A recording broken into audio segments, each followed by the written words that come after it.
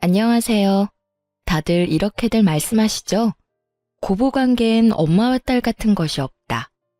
저는 이런 말을 들으면 다른 사람들은 몰라도 저희는 다르다고 자부심을 가지고 말하곤 했었는데요. 많은 사람이 그리 말하는 것엔 이유가 다 있더라고요. 8년을 엄마와 딸처럼 지내던 시모와 저도 한순간에 남보다도 못한 사이가 되어버렸으니까요. 그렇게나 사이가 돈독하던 시모와 무슨 이유로 남보다 못한 사이가 되어버렸는지 저의 긴 사연 한번 들어보실래요? 남편과 저는 결혼한 지 8년 차가 되던 부부였어요. 슬아엔 7살 된 아들과 5살 된 딸이 있었고 부부 사이는 꽤 좋은 편이었어요. 지난 8년의 세월 동안 기억에 남는 부부싸움을 해본 적이 없었으니까요. 고작해야 의견이 맞지 않아 투덕거리는 정도? 그게 다였어요. 그것마저도 저녁에 맥주 한 잔을 하며 풀곤 했었고요.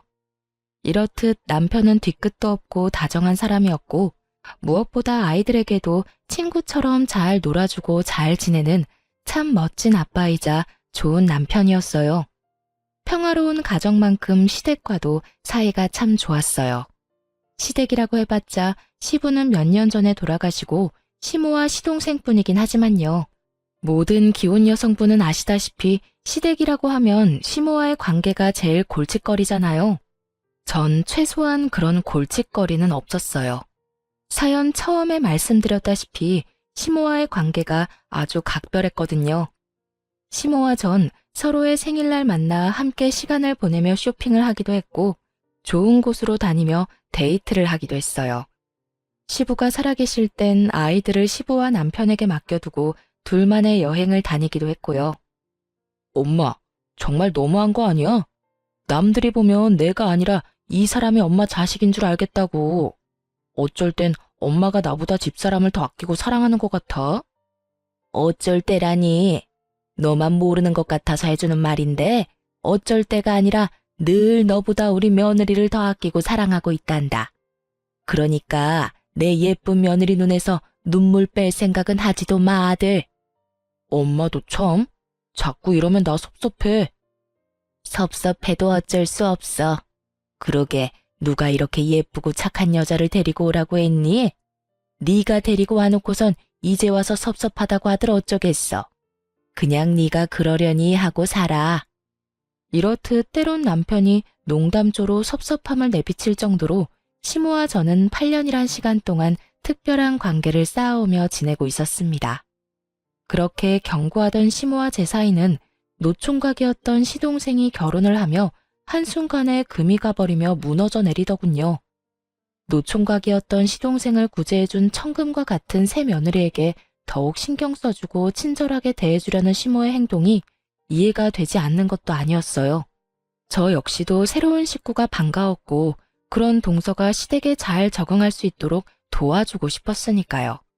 하지만 날이 갈수록 시모의 이중적인 잣대와 대놓고 펼치는 비교질에 섭섭함이 점점 쌓여만 갔어요.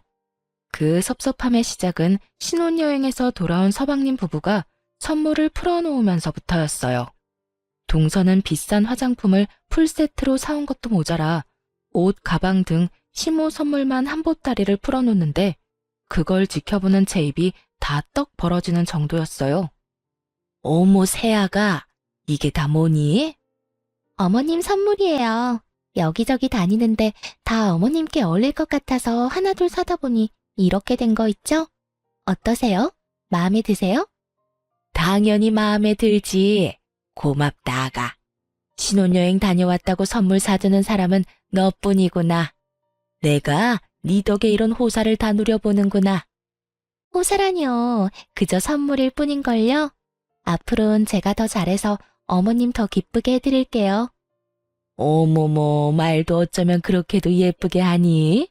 며느리가 들어온 게 아니라 그야말로 복덩이가 들어왔구나. 얼굴도 예뻐, 성격도 착해, 어른 공경할 줄도 알아. 거기에다 직장도 대기업에. 고맙다, 고마워. 앞으로 나도 잘 부탁하마. 두 사람의 분위기는 그야말로 화기애애했고 중간중간 시모가 저를 겨냥한 말이 마음에 걸리긴 했지만 그간 저도 제 나름대로 잘했으니 그냥 인사치레로 하는 말인가 보다 하고 넘어갔어요. 그 뒤로도 대기업에 다니는 동서는 그 명성답게 회사에서 지급되는 포인트로 시모에게 물질 공세를 펼치며 시모의 마음에 아주 쏙 드는 짓만 하더군요. 처음엔 시모에게 잘하니 저 역시 흐뭇하고 좋던 마음이 점점 그렇지 못한 마음으로 변해가더군요. 동서가 시모에게 잘하는 것이 왜 못난 마음으로 변해갔는지 궁금해하시는 분들도 계실 텐데요. 그 이유는 동서 유세 때문이었어요. 동서는 꼭 시모에게 뭐 하나 해줄 때마다 제가 있는 자리에서 생색을 내곤 했는데 그때마다 이런 말을 꼭 하더라고요. 형님은 시집 온 지가 언젠데 이런 것도 안 사드리고 뭐 했대요? 어머님께 도통 신경을 안 쓰는 것 같아요. 형님, 어머님께 조금만 더 신경 써주세요. 시집 왔는지 반년도 안 된 동서가 저런 말을 하니 참 가짠더라고요. 제가 시집 온 지가 횟수로 8년이 넘어가는데 그간 제가 해드린 걸 금액으로 따진다면 어마어마하지 않을까요? 물론 처음 결혼할 당시엔 동서처럼 여유로운 상황이 아니었던 터라 동서처럼 선물 공세를 펼치지 못했던 건 사실이에요. 그땐 저와 남편이 자리를 잡는다고 바빴으니까요. 하지만 자리를 잡고 난 후엔 친정보다 시댁에 더욱 신경을 썼다고 자부하는 저인데 동서가 졌단 말을 하니 참 억울하더군요. 저요, 처음 시집 올 때 시모가 살던 작은 전셋집도 돈 생기자마자 큰 전셋집으로 옮겨드렸고요. 형편되는 대로 아예 새 집을 마련해 이사 걱정 없이 살게 해드리려고 돈도 모으고 있었어요. 그리고 동서가 그리 강조하는 선물들이요. 저도 사드리려고 했죠. 그런데 평소에 사드리려고 해도 한 삭고 싫다고 하는 바람에 필요한 거 사고도 남을 만큼 돈으로 주곤 했었어요. 그런데 동서가 졌단 말을 하니 제가 억울하지 않을까요? 뭐 동서는 아무것도 모르니 그렇다 치더라도 저에게 철마다 달마다 용돈 봉투를 받아 챙긴 시모마저 제 입장에 대해선 한마디도 하지 않고 오히려 맞장구를 치는 것도 참 어이가 없더라고요. 아유, 됐어. 말하면 입 아프다. 이때껏 이런 것 하나 챙겨본 적 없는 앤데 둘째 네가 그런 말 좀 한다고 하루아침에 제가 변하겠니? 너도 괜히 입 아프게 그런 말 하지 말고 첫째 너도 둘째가 이런 말 한다고 기분 나빠하지 말거라. 다 할만하니까 이런 말도 하는 게야. 저에게 도움은 도움대로 다 받고 대기업 다니는 동서 옆에 딱 붙어 대놓고 동서 말에만 맞장구 치는 꼴이라니. 참 시모에 대한 섭섭함은 이루 말할 수도 없었고 실망감마저 쌓여가고 있었습니다. 제가 억울하다고 한들 미주알 고주알 이때껏 시댁에 이렇게까지 해줬다고 할 수도 없으니 그저 입을 다문 채 속만 다 태울 수밖에 없는 날들이 길어지고 있었죠. 그렇게 제가 입을 다물고 있는 사이 시모와 동서의 사이는 점점 더 가까워졌고 저와 시모의 사이는 점점 더 멀어져만 갔어요. 그러던 와중 시모의 생일이 다가왔고 전 매년 그러하듯 운영하는 가게를 직원에게 맡기고 시댁에 갈 준비를 하고 있었어요. 동서가 들어오고 난 후 사이가 틀어지긴 했지만 그렇다고 해서 8년이라는 시간 동안 연례 행사처럼 해왔던 시모와 보내는 시간을 그냥 무시한 채 넘어갈 순 없겠더라고요. 거기에다 늘 그렇듯 시간을 함께 보내다 보면 틀어졌던 시모와의 관계가 조금은 괜찮아지진 않을까 하는 헛된 기대도 있긴 했고요. 아무래도 워낙 시모와의 사이가 각별했던 터라 그때까진 그런 시모라도 잘 지내던 그때로 돌아가고 싶은 마음이 컸던 것 같아요. 그렇게 기대를 안고서 전 늘 그렇듯 시모를 태우러 시댁으로 향했고 그곳엔 시모만 아니라 동서까지 저를 기다리고 있더군요. 동서가 웬일이야? 오늘 평일이잖아. 하루 연차냈어요. 다른 날도 아니고 시집 오고 처음 맞이하는 어머님 생신이잖아요. 그래서 특별히 연차 좀 썼어요. 들어보니 매년 어머님이랑 시간 보내셨다면서요? 그래서 올해부턴 저도 같이 시간 보내려고요. 괜찮으시죠? 당연히 괜찮지. 뭘 그런 걸 묻고 그래? 첫째야, 우리 둘째 너무 기특하지 않니?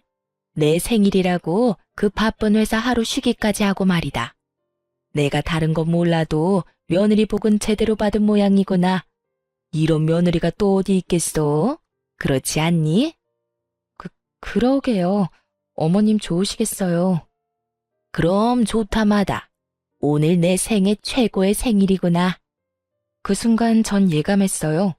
예기치 못한 동서의 등장으로 오늘 하루 저의 계획대로 흘러가긴 글러버렸다는 것을요. 거기에다 전 시모의 시선을 받기는커녕 동서의 병풍 역할이나 하다 끝나겠다는 것까지도요. 생각 같아선 바쁜 일이 생겼다며 집으로 돌아가고 싶은 마음이 굴뚝이었지만 이미 늦어버린 상황에 하는 수 없이 셋이서 불편한 데이트를 시작하게 되었습니다. 동서는 시모와 함께 뒷자리에 앉아 저에게 우선 백화점으로 가자고 했고 시모는 입이 귀에 걸려 내려올 줄 모르더군요. 저의 표정은 실시간으로 굳어져만 갔고요. 저의 예상대로 두 사람은 저를 운전기사와 짐꾼쯤으로 여기는 듯했고 처음엔 다른 날도 아니고 시모의 생일이니 참아보자 했던 마음도 점점 제 손에만 쌓이는 짐들과 시모의 비교질에 폭발하고야 말았죠. 어머니, 이것도 너무 예쁘네요. 저번에 사드린 옷이랑 같이 신으시면 딱 맞을 것 같아요. 이것도 하나 사세요. 어머, 이거 엄청 비싸지 않니? 에이, 신발이 비싸봤자죠. 가격 신경 쓰시지 말고 그냥 사세요. 이럴 땐 제가 며느리 노릇 좀 하게 그냥 못 이기는 척 받으시면 돼요. 역시 대기업 다니는 며느리는 달라도 너무 다르구나. 이렇게 비싼 신발도 턱턱 사주고 말이다.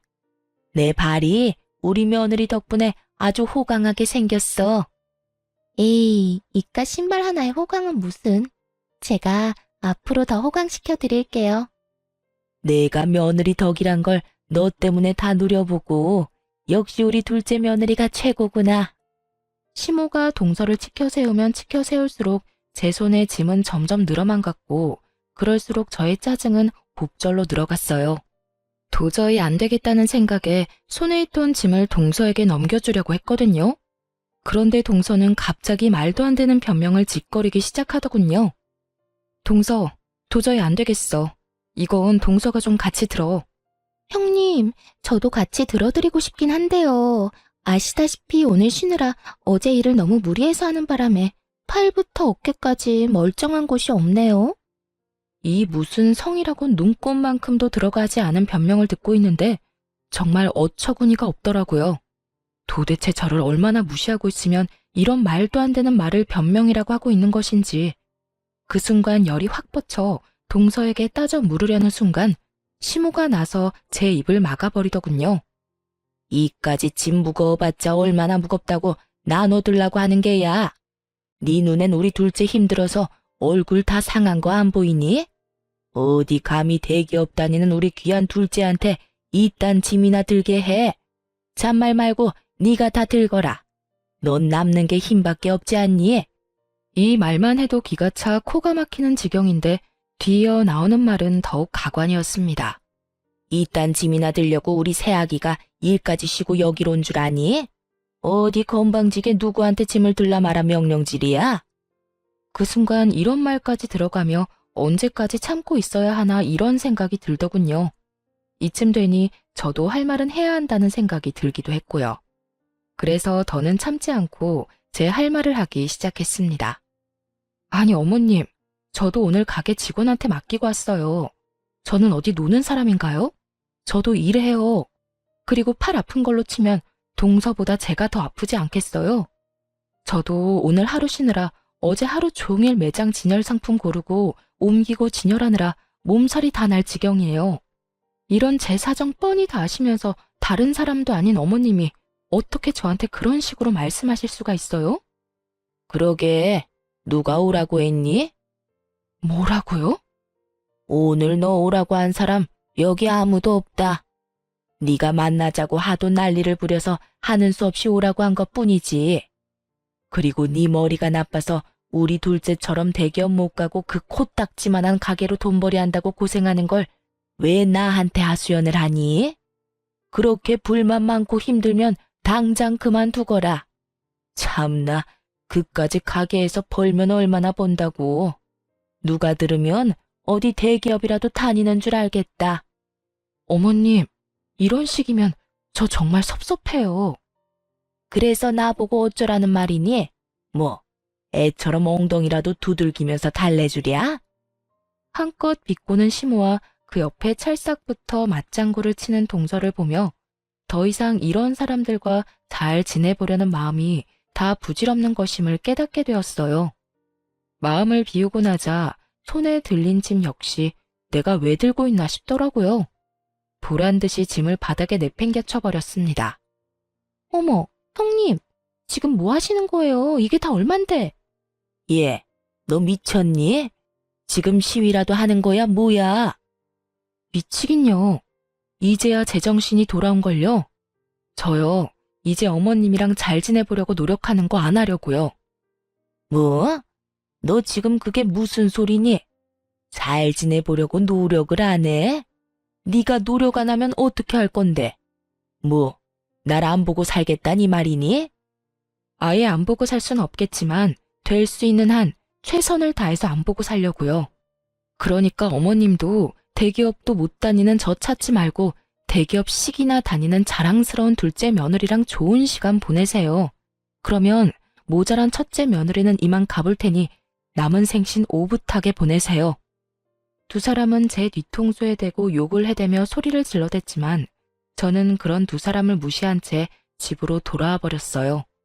얼마나 열불이 났었는지 집으로 돌아와서도 마음이 진정되지 않더라고요. 그렇게 한참을 씩씩거리고 있으니 퇴근한 남편이 집으로 돌아왔고 저를 보자마자 제 손을 잡고 어찌된 영문인지 물어왔습니다. 여보, 오면서 엄마랑 통화했어. 엄마한테 오늘 있었던 일 대충 듣긴 했는데 아무래도 당신한테도 이야기를 들어봐야 할 것 같아서 나한테 오늘 어떤 일이 있었는지 이야기해 줄 수 있어? 남편의 물음에 저는 지체하지 않고 있었던 일을 털어놓기 시작했어요. 입을 뗀 김에 그간 섭섭했던 점까지 다 털어놓게 되었죠. 그간 섭섭한 것이 많았던 터라 목이 쉴 때까지 하소연을 하게 되었고 제 하소연이 끝이 나자 남편이 심각한 얼굴로 이렇게 말을 하더군요. 당신이 그간 우리 엄마한테 잘해준 거 나 다 알아. 늘 고마웠고. 그런데 이제 당신은 우리 엄마한테 신경 쓰지 마. 이때까지 한 걸로 충분하다고 생각해. 그러니까 앞으로는 괜히 상처받지 말고 우리 가족만 생각하면서 우리끼리 잘 지내자. 나는 부모님도 중요하지만 당신이 더 중요해. 아무리 내 부모님이라고 해도 당신한테 함부로 하고 당신한테 상처 주는 거 나 싫어. 남들은 남의 편이라고 해서 남편이라고들 하던데 제 남편은 오롯이 저의 편이 되어 상처를 보듬어 주는데 큰 위로를 받은 것처럼 마음이 한결 가벼워지더라고요. 그 덕에 전 마음의 상처를 빨리 씻어내고 일상생활을 시작하게 되었고 그렇게 일상을 보내던 어느 날 동서가 가게로 찾아왔어요. 눈치를 보아하니 남편에게 모든 사실을 듣게 된 서방님이 동서에게 당장 사과를 하고 오라고 시킨 것 같더라고요. 쭈뼛쭈뼛 억지 사과를 하는 꼴이 굳이 묻지 않아도 뻔한 일이었죠. 동서가 여기까지 무슨 일이야? 그게 지난번 일 죄송했다고요. 몸도 마음도 좀 힘들어서 제가 좀 예민했어요. 죄송해요. 정말 하나마나한 사과였습니다. 표정은 잔뜩 일그러뜨린 채 개미 기어가는 소리보다 작게 속삭이듯 하는 사과. 그런 사과 따위 받을 생각조차 없었던 전 아무런 대꾸도 하지 않았고 그런 저의 태도를 신경도 쓰지 않는다는 듯 동서는 가게를 둘러보기 시작하더군요. 그런데 형님, 가게가 이렇게 작고 허름한데 장사는 좀 돼요? 월세는 벌리나 몰라. 단골 장사에선 월세도 못 낼 텐데. 누가 누굴 걱정하는 것인지 모르겠더군요. 사실 제가 운영하던 가게는 제 명의의 상가였거든요. 물론 처음 시작은 저도 월세로 시작했었어요. 월세로 시작한 작은 가게에서 여러 가지 소품을 떼다 팔기도 하고 제가 만든 상품을 팔기도 했었어요. 그러던 중 제가 만든 상품이 온라인에서 입소문 타 소위 말하는 대박이 난 덕분에 다른 상품들까지 날개 달린 듯 팔리게 되었어요. 그렇게 한번 입소문이 나니 드리는 족족 눈 깜빡할 사이 팔리게 되었고 단골 손님도 꽤 보유한 온라인 쪽에선 꽤 소문난 가게가 되었던 것이었죠. 그렇게 벌게 된 돈으로 시모의 집도 더 넓은 곳으로 이사하게 해주었고 더 좋은 아파트에 살게 해드리고 싶어 돈까지 모으고 있는데 월세나 걱정해주니 웃길 수밖에요. 참 고맙네. 동서가 내 가게 월세 걱정까지 해주고 말이야. 그런데 동서, 월세 걱정은 안 해도 돼. 그건 내가 알아서 다 할 수 있으니까 말이야. 시모도 모르는 제 명예의 상가를 동서에게 말할 필요가 없었던 저는 웃으며 그런 걱정은 하지 말라고 했더니 순식간에 표정이 굳은 동서가 다짜고짜 이런 말을 하는 게 아니겠어요? 혹시 형님, 어머님 집 물려받을 수 있다는 헛된 꿈 꾸고 있는 건 아니죠? 뭐? 어머님 집? 그 전셋집 말이야? 아니요. 전셋집 말고 어머님 곧 새 아파트에 입주하신다고 하던 그 왜 있잖아요. 그 비싸기로 유명한 아파트요. 혹시나 해서 하는 말인데 어머님이 그 아파트 형님네 말고 저희 주신다고 했어요. 그러니까 그 아파트는 쳐다도 보지 마세요. 고래고래 소리를 지르며 있지도 않은 아파트에 침을 바르고 있는 동서를 보니 그간 동서가 왜 그렇게 시모에게 잘했는지 알 것 같더군요. 시모는 아직 사주지도 않은 집을 마치 자신의 힘으로 마련할 것처럼 동서에게 떠들어댔던 거죠. 훗날 제일 잘하는 자식에게 자신의 재산을 다 물려줄 것처럼 굴었던 것이었어요. 물려줄 재산은커녕 노후 자금조차 쥐뿔도 없는 시모가 그런 말을 했다는 사실도 어이가 없었지만 그 개떡 같은 말을 철석같이 믿고 있는 동서도 참 한심하더라고요. 동서, 뭔가 절대 이루지 못할 허황한 꿈을 꾸고 있는 것 같은데 어머님 그런 돈 없어. 그러니까 괜한 기대 그만하고 그딴 꿈에서 얼른 깨. 그게 동서한테도 이로울 테니까. 제가 이렇게까지 말했는데도 동서는 전혀 제 말을 이해하지 못한 듯 싶더군요. 제 말에 오히려 저에게 삿대질까지 하며 막말을 퍼부어대기 시작하는데 미쳐도 제대로 미쳤구나 싶었습니다. 참나, 누가 그렇게 말하면 속아 넘어갈 줄 알아요? 형님, 그렇게 안 받는데 정말 대단하시네요. 재산 좀 받아보겠다고 거짓말까지 다 하시네? 형님이 아무리 그래도 어머님 재산은 다 우리 몫이니 형님이나 꿈 깨세요. 내가 투자한 돈하고 시간이 얼만데 양심도 없어? 아무것도 안 하고 재산이나 노리는 꼴이라니. 제대로 미쳐버린 동서의 언행은 난동에 가까웠고 저 역시 그런 동서에게 밀리지 않고 똑같이 맞서며 이렇게 말해주었어요. 다 동서 생각해서 해주는 말인데 이딴 식으로 나오면 곤란하지. 그리고 어디서 삿대질이야?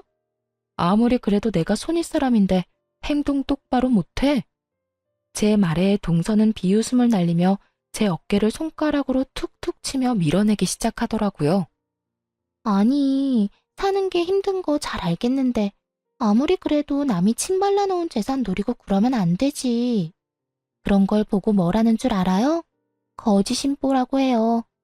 아무것도 안 하고 돈이나 노리는 짓거리 말이에요. 무슨 말인지 알아들었으면 내가 받을 재산엔 눈길도 주지 마세요. 알겠어요? 있지도 않은 재산 타령을 하는 인간 말종과는 더는 대화 따위 나누고 싶지도 않더라고요. 이미 동서의 언행이 도를 지나치기도 했고요.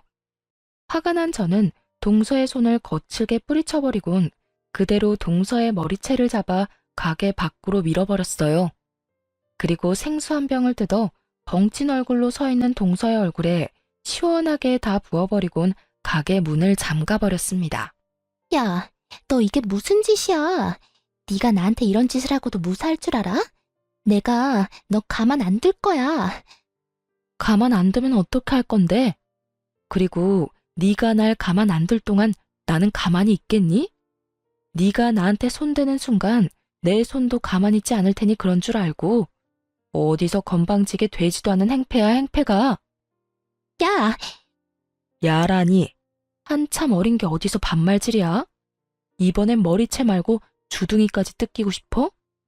더 얻어맞기 전에 얼른 가라. 생각 같아서 확 쥐업해주고 싶은 거 넓은 아량으로 보내줄 테니까 빨리 꺼지란 말이야. 동서는 제 말에도 아랑곳하지 않고 가게 앞으로 지키고 서서 난동을 부리기 시작했고 곧바로 서방님을 불러 동서를 직접 데리고 가게 했죠. 서방님의 손에 질질 끌려가던 동서의 모습은 아직까지 잊혀지지가 않네요. 얼마나 통쾌했는지 지금까지도 그 생각만 하면 미소가 절로 지어질 정도라니까요. 그 후 서방님은 저에게 남편을 통해 진심 어린 사과를 전해왔고, 시모는 동서에게 무슨 말을 어떻게 들었는지 휴대전화가 뜨거워질 정도로 쉬지 않고 전화를 하기 시작했어요. 이미 시모에 대한 실망감 역시 컸던 터라 예전으로 돌아가기엔 이미 늦은 일이었고, 더는 시모와 가까이 지낼 마음도 없을 뿐더러 그런 사람과 말조차 섞고 싶지 않았어요. 그랬기에 전 그 많은 시모의 연락에 무시로 일관된 태도를 보였고, 저에게 할 말이 무수히 많은 시모는 기어코 남편에게까지 연락을 해오더군요. 예, 네 집사람 옆에 있니? 있으면 좀 바꿔다오. 내가 기니 할 말이 있는데 네 집사람이 내 연락을 안 받는다. 얼마나 화가 난 상태였으면 스피커폰이 아닌데도 불구하고 스피커폰을 한 것처럼 쩌렁쩌렁한 목소리가 제 귓가에 정확히 꽂히더라고요. 엄마, 제발 좀 그만해. 내가 웬만하면 여자들 일에 안 끼어들려고 했는데, 엄마, 정말 해도 해도 너무한 거 아니야? 내가 뭘 그랬다고 나한테 화를 내니? 말이야 바른 말이라고. 나같이 좋은 시어머니가 또 있는 줄 아니? 그리고 이번 일 못 들었어? 네 처가 글쎄 우리 귀한 둘째 머리채를 잡은 것도 모자라 면상에 물까지 들이부었다고 하지 않니? 그런 짓을 했다는데 내가 참아야 해? 엄마가 못 참을 건 또 뭐야? 그리고 집사람이 재수씨가 아무 짓도 안 했는데 물까지 들이부었겠어? 엄마도 잘 알잖아. 집사람이 괜한 사람한테 그런 짓 할 사람 아니라는 거. 뻔히 다 아는 사람이 왜 이리 사리분별을 못하는 거야 도대체? 너 지금 사리분별이라고 했니? 내가 뭘 그렇게 사리분별을 못한다고 엄마한테 그런 말까지 하는 게야? 네 집사람 때문이니? 네 집사람이 뭐라고 하더니? 그것 봐라, 아주 몹쓸래라니까. 어디 감히 할 게 없어서 모자 사이에서 이간질이나 하냐고? 엄마, 그만 좀 해. 이 사람 그 일에 대해서 나한테 한마디 한 적 없고 엄마 둘째 아들이 나한테 전화해선 무슨 일이 있었는지 다 말해주더라. 오죽했으면 걔가 나한테 전화와서 이 사람한테 미안하다고 말할 면목조차 없다면서 대신 미안하다는 말 전해달라고 했겠어? 그러니까 엄마도 한 사람 말만 듣고 괜한 사람 잡을 생각도 하지 마. 그리고 앞으로 무슨 일이 있어도 이 사람한테 따로 연락해서 모진 말로 괴롭히지도 말고. 한 번만 더 이 사람 괴롭혔다간 나하고 영 끊을 생각까지 해야 할 거야. 그럼 끊어요. 노발대발하며 전화를 끊어버린 남편은 제 손을 꽉 잡으며 이렇게 말하더군요. 여보, 앞으로도 엄마 전화는 받지도 마. 그리고 집에도 찾아가지 말고. 혹시나 찾아오면 만나주지도 말고 바로 나한테 전화해. 알겠지? 알겠어.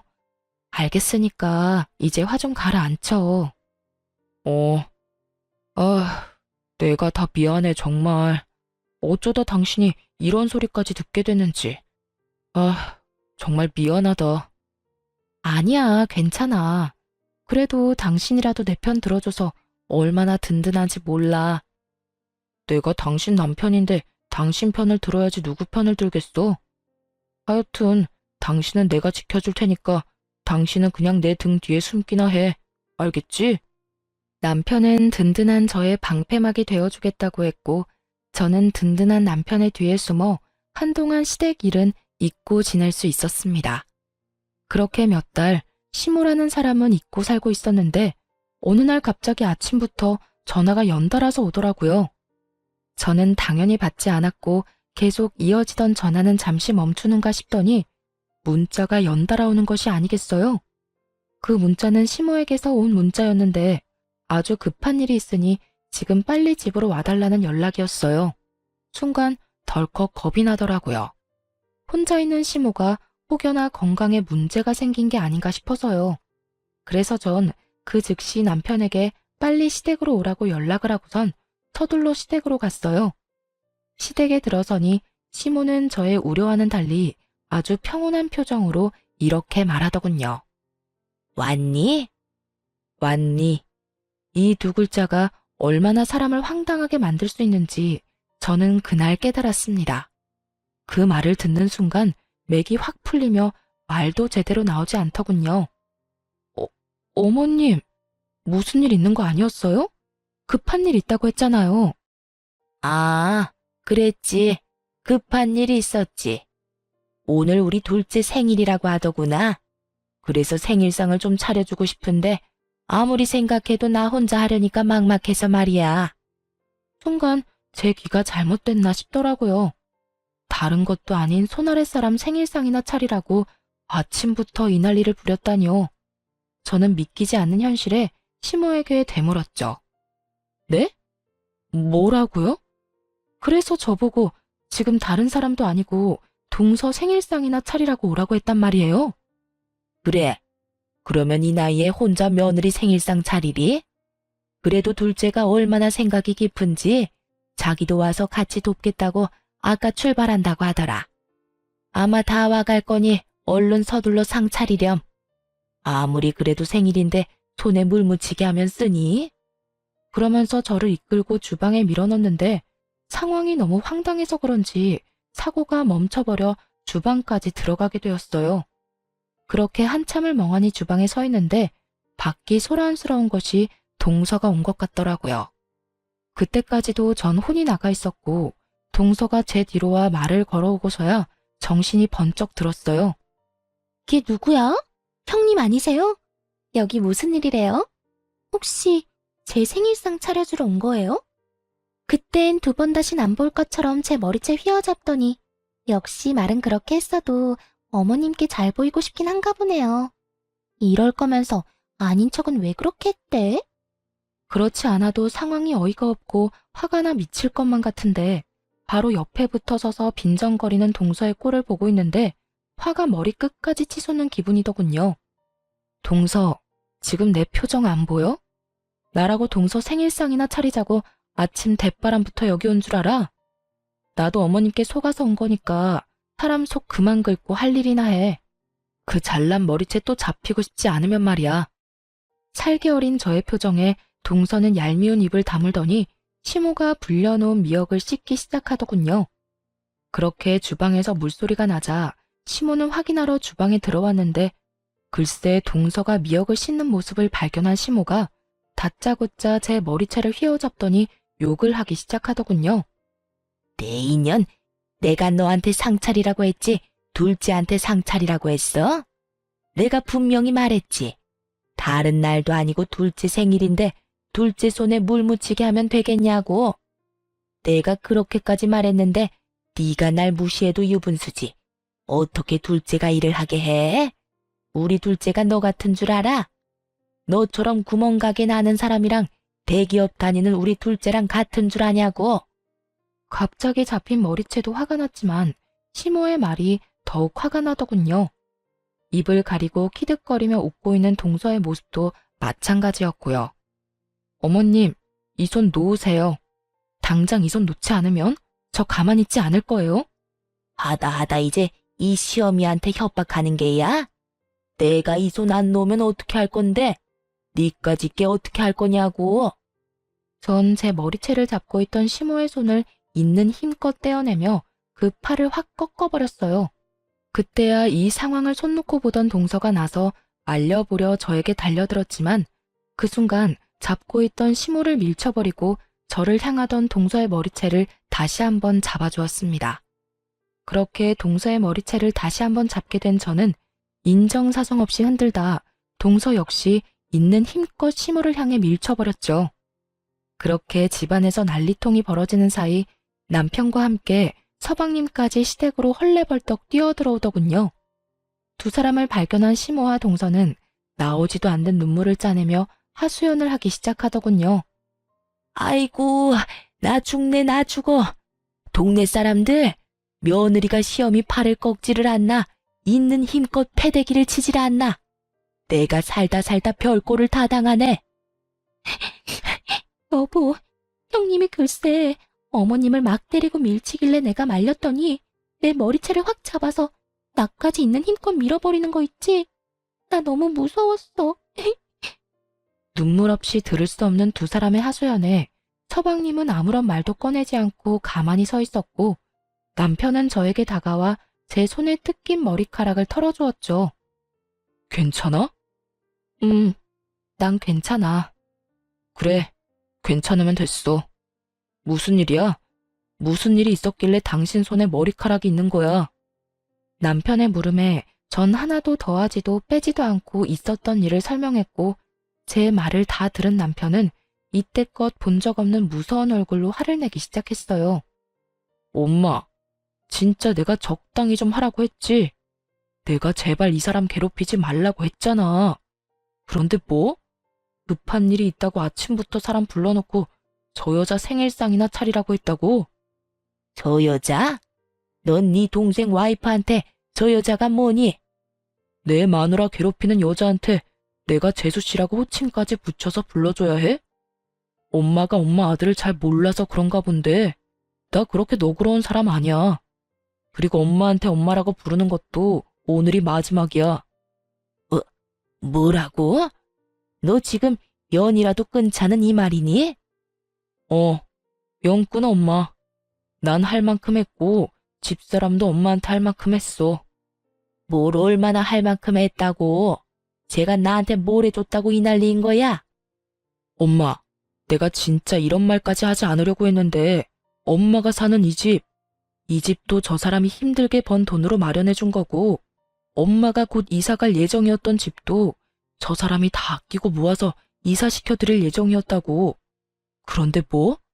뭘 얼마만큼 해줘? 저 여자가 엄마한테 가방 사주고 비싼 물건들 턱턱 사준 거 다 아는데 그까짓 거 얼마나 한다고 우리 집사람한테 그 서러움을 줘? 그게 사실이니? 너 나한텐 전부 네가 번 돈으로 해주는 거라고 했잖아. 그거야. 집사람이 내 기 살려준다고 그렇게 하자고 했으니까. 집사람이 그렇게나 나를 생각해주고 엄마를 위해줬는데 엄마는 그까짓 게 뭐라고. 다 됐고 이제 인연 끊어요. 난 오늘부터 부모 없다고 생각하고 살 테니까. 맞아요. 이때까지 힘들게 번 돈을 그간 힘들게만 살았던 시모를 위해 아낌없이 베풀고 있던 저였죠. 이런 나의 호의를 전혀 알지 못하고 그저 남편의 능력으로 자신이 호사를 누리고 있다고 착각했던 것이었어요. 그러는 와중 대기업을 다니는 능력 좋은 동서가 들어오게 되었고 동서를 보다 보니 제가 남편에게 모자라도 한참 모자란다는 생각에 저를 홀대하게 되었던 것이었죠. 모든 사실을 알게 된 시모는 복잡 미묘한 표정을 내비치는 것도 잠시 망연자실한 얼굴로 저와 남편을 번갈아 보더군요. 동서의 표정 역시 시모와 다를 바가 없었고요. 그럴 수밖에요. 그동안 시모가 가지게 될 비싼 아파트를 물려받을 생각에 맞지도 않는 착한 며느리 코스프레까지 하며 시모 입안에 혀처럼 굴었는데 그 모든 것이 전부 거짓이란 걸 깨달았을 테니까요. 마지막 선언을 한 남편은 저를 보며 마지막으로 하고 싶은 말이 있으면 하라고 하더군요. 그래서 전 정말 마지막이라는 생각으로 모든 걸 정리하기로 했습니다. 어머님, 지금 사는 이 집도 전세금 제가 해드린 거예요. 당연히 계약자도 제 이름으로 되어 있고요. 그래서 이 집이라도 내놓으란 이 말이니? 네, 한 달 드릴 테니 그 안에 집 비워주세요. 저도 이렇게까지 할 생각은 아니었는데 어머님께서 제 머리채까지 잡으신 마당에 제가 제 돈 들여 어머님 사는 집까지 마련해주는 건 아니다 싶네요. 거기에다 이제 제 남편까지 연을 끊는다고 하니 더욱 제가 어머님께 호의를 베풀 이유도 없고요. 그러니까 한 달 내에 꼭 이 집에서 나가주세요. 아가, 그러지 말고 다시 한 번만 생각해 주렴. 이 엄동설 안에 이 집에서 나가면 어딜 가란 말이냐? 그러지 말고 내가 다 잘못했으니 이 집에서만 살게 해다오. 어딜 갈지 왜 그걸 걱정하세요? 동서 있잖아요. 대기업 다니는 동서. 어머님 입만 열면 이렇게 말했잖아요. 우리 둘째만한 며느리가 또 없다. 우리 둘째 며느리가 최고다. 그 최고의 며느리 집 가서 오손도손 행복하게 사세요. 제 말에 시모는 제 바지가랑이를 붙잡고 울고 불고 빌었지만 그런 시모의 손길을 뿌리치고 남편과 함께 집으로 돌아와 버렸습니다. 얼마 후 시모와 동서가 가게로 찾아와 무릎까지 꿇고 저에게 빌더라고요. 형님, 제발 한 번만 용서해 주세요. 제가 아무것도 모르고 형님께 너무 버릇없이 군 거 이렇게 빌게요. 그러니까 제발 한 번 더 아량을 베풀어 주시면 안 될까요? 그래, 첫째야. 내가 다 잘못했다. 사람 욕심이 뭔지 내가 너같이 착한 애한테 그래선 안 되는 거였는데 정말 미안하구나. 내가 이렇게 용서를 구할 테니 부디 한 번만 용서해다오. 우리 예전이 참 좋지 않았니? 그동안 좋았던 시절을 봐서라도 딱 한 번만 용서해다오. 집도 절도 없이 길거리에 나앉게 된 시모와 그런 시모를 꼼짝없이 떠맡게 된 동서. 환상의 하모니를 듣고 있자니 정말 속이 뻔히 보여 웃음이 다 나더군요. 미안하다는 말이 정말 와닿지도 않고요. 더는 진심도 아닌 그딴 말들 듣고 싶지도 않아요. 이렇게 해서 용서될 것 같았으면 연 끊는다는 남편 말에 동의하지도 않았을 테고요. 그러니까 이만 돌아가 주세요. 저 지금 경찰에 신고할 건데 지금 안 가면 험한 꼴 보게 될 거예요. 두 사람은 제 말에도 여전히 움직이지 않고 저에게 매달렸고 전 말했던 대로 경찰을 불러 두 사람을 끌어냈습니다. 그 뒤로도 두 사람이 찾아올 때마다 경찰을 불렀고 그런 일이 반복되자 더는 저를 찾아오지 않더군요. 그렇게 약속했던 한 달이란 시간이 지났어요. 저는 말했던 대로 중개 수수료까지 2배로 들여 새로운 세입자를 알아봐 집을 넘겨버렸어요. 오갈 데가 없어진 시모는 동서내로 가게 되었다고 하더군요. 그렇게나 죽고 못 살던 두 사람의 관계도 시모가 쥐뿔도 가진 것이 없다는 사실이 드러나자 산산조각이 나는 건 시간 문제였어요. 동서는 착한 며느리의 가면을 벗어던지고 시모를 구박하기 시작했고 결국 그 모진 냉대들을 견디던 시모는 동서가 준 500만 원을 받고 쫓겨나다시피 나오게 되었다고 하더군요. 시모가 동서의 집에서 나오고 난 후 시모는 서방님을 찾아가 모든 사실을 알렸고 그렇게 모든 사실을 알게 된 서방님은 동서에게 오만정이 떨어져 이혼까지 하게 되었고요. 그래도 동서는 서방님에 대한 사랑만큼은 진심이었는지 서방님께 끝까지 매달렸지만 서방님의 결심은 확고했고 그랬기에 이혼은 피할 수가 없었죠. 이혼까지 한 서방님은 시모에게 정이 떨어진 것도 매한가지인지 시모와도 거리를 두고 있다는 이야기도 들려오더군요. 동서에게 받은 돈 500만 원으로 원룸을 얻어 살게 된 시모는 예전 다정했던 시모의 모습으로 돌아와 저에게 연락이 오곤 했어요. 아가, 잘 지냈니? 난 잘 지낸단다. 비록 원룸에서 죽지 못해 살고 있긴 하지만 너한테 지은 죄가 있는데 이 정도면 잘 지내는 거 아니겠니? 오늘따라 네가 왜 그렇게 보고 싶은지 목소리라도 듣고 싶어서 전화했단다. 아픈 데는 없지? 가게는 잘 되고? 그런 게 궁금해서 전화했어요? 저요, 전화 받고 싶어서 받은 게 아니라 실수로 받게 된 거예요. 그러니까 할 말 있으면 빨리 하고 앞으로 다신 연락하지 말아주세요. 아가, 내가 정말 미안하구나. 내가 요즘 정말 반성을 많이 하고 있어. 그러니까 다시 연락하고 지내면 안 되겠니? 너한테 바라는 거 아무것도 없단다. 그저 예전처럼 연락이라도 하면서 지내고 싶어서 그래. 저는 어머님이랑 더는 가깝게 지내면서 연락까지 하고 지낼 마음 추호도 없어요. 그러니까 다신 연락하지 말아주세요. 시모는 할 말이 더 있어 보였지만 가차없이 전화를 끊어버렸어요. 이제 와서 이렇게 다정하게 말한다 한들 뭐 하겠어요. 이미 시모가 어떤 사람인지 다 알아버렸는데요. 실수로 전화를 받은 뒤론 시모의 전화는 계속되었고 어떻게 해야 하나 곤란하던 차에 남편이 어떻게 알았는지 번호까지 바꿔 새 휴대전화를 사준 덕분에 더는 연락하는 일은 없었어요. 남편 역시 단단히 마음먹었는지 시모와의 모든 연락을 끊어버렸고 저는 전세금을 회수한 돈과 집을 해드리기 위해 모았던 돈 일부를 투자해 더 큰 곳으로 가게를 옮겨버렸어요. 더는 누구도 찾아올 일이 없도록 말이죠. 그렇게 몇 년의 시간이 지났네요. 요즘은 직원들도 더 많이 생겼고 그만큼 아이들과 더 많은 시간을 보내고 있어요. 남편 역시 회사 일도 하는 와중에 가게 일을 도와주면서 아이들과 여전히 친구처럼 지내고 있고요. 이때껏 그래왔듯이 앞으로도 남편과 전 아이들을 위해 그리고 저희를 위해 좀 더 나은 어른으로 살아가려고 노력하고 있어요. 시모와의 일을 겪으며 다른 어느 것보다 내가 더 나은 사람이 되어야겠다는 생각을 참 많이 하게 되었거든요. 가끔 그런 생각을 해요. 시모가 조금만 나은 사람이었다면 자신 앞에 놓인 꽃길을 그렇게 제 발로 차버리진 않았을 텐데 하는 생각 말이에요. 그 정도로 전 시모에게 잘할 자신도 있었고 실제로도 그렇게 하려고 노력도 했었고요.